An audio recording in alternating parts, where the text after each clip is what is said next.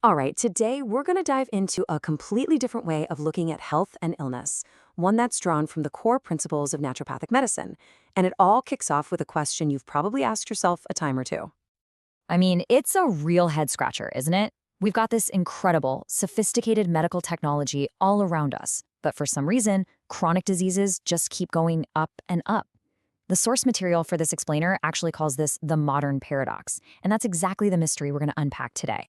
So, the naturopathic model offers a pretty compelling answer to this paradox. It suggests that maybe the root cause isn't about something we're missing from modern science. Maybe, just maybe, it's about something we've forgotten, a kind of ancient wisdom about the body's incredible power to heal itself. And to really get our heads around that idea, we have to start with the most foundational concept in all of naturopathy, this belief that your body has its own built-in, intelligent healing energy. Now, this is where things get really interesting because this idea completely flips the script. The true healer isn't the doctor, it's not a pill, it's this vital force that's already inside you. So what are symptoms then? They're not the enemy, they're just signals that this energy is blocked somehow. The entire goal becomes just getting the obstacles out of the way so the body can do what it's designed to do. And that's the absolute key takeaway here. Our bodies are literally hardwired to heal. Self-repair and regeneration, they're not some kind of miracle. That's our default setting. The power is already in us, just waiting. Okay, so that leads to a pretty obvious question, right?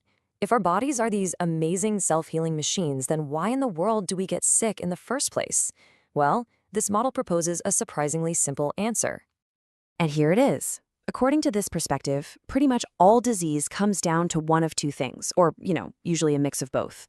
You've got toxicity, which is basically having too much of what the body doesn't need. And then you have deficiency, which is not getting enough of what it absolutely does need. Simple as that. So let's talk about toxicity for a second. This isn't just about things like chemicals and pollution from the outside world. It's also about our internal world. The constant burden of chronic stress, negative thought patterns, and foods that are so processed they barely count as food. All that stuff just clogs up the system. And on the flip side of that coin, you've got deficiency. Think of these as the absolute essential building blocks for a healthy life. When we're missing fundamental things like fresh air, sunlight, deep restorative sleep, or even just a basic sense of peace and love, well, the body just doesn't have the raw materials it needs to work right. I love this quote because it introduces a really critical metaphor in this whole philosophy, the idea of the terrain. The point is, maybe we shouldn't be so focused on the external germs and bugs out there. We should be focused on our internal environment. Because if the terrain of your body is clean, nourished, and strong, those germs can't even get a foothold. And this brings us to what might be the biggest mental shift of all.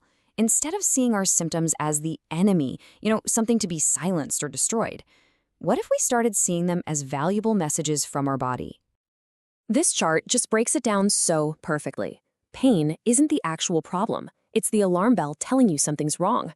Inflammation isn't the enemy. It's your amazing immune system rushing to the scene. And fatigue? That's not a weakness. It's a crystal clear signal that you need to rest and recharge. Your body's talking to you. The goal is just to learn how to listen. So, if the main problems are toxicity and deficiency, then the solution becomes incredibly simple and logical. Step 1, you cleanse. You get rid of all the junk that's blocking up the system. Step 2, you nourish. You give the body all the good stuff it's been crying out for. And step 3, you just let the body rebuild, allowing its own healing intelligence to bring everything back into balance. Now, I know this might all sound a little bit abstract, but the source material actually gives us a really practical, hands-on framework for applying all of this. It personifies them as 7 doctors. So let's just quickly run through them. You've got Dr. Air, Dr. Sunshine, and Dr. Water. I mean, the absolute basics we so often neglect. Then there's Dr. Sleep for repair, Dr. Exercise to get that vital energy moving, Dr. Diet to give you the right fuel, and last but not least, Dr. Energy, which is all about your mental and emotional state. You can see how each one is a direct answer to either toxicity or deficiency. When you put this all together, what you're really looking at is a complete shift in how we think about health.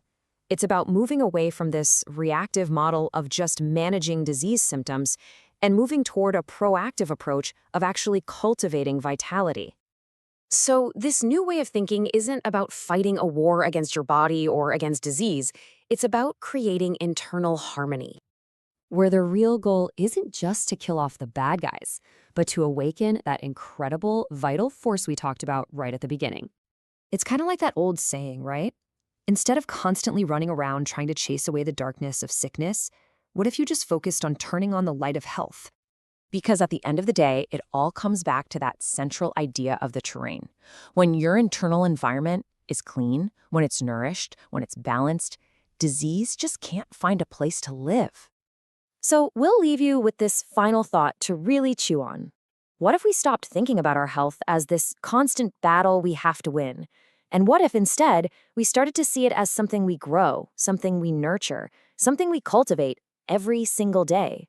It's a pretty simple shift in perspective, but it's one that really could change everything.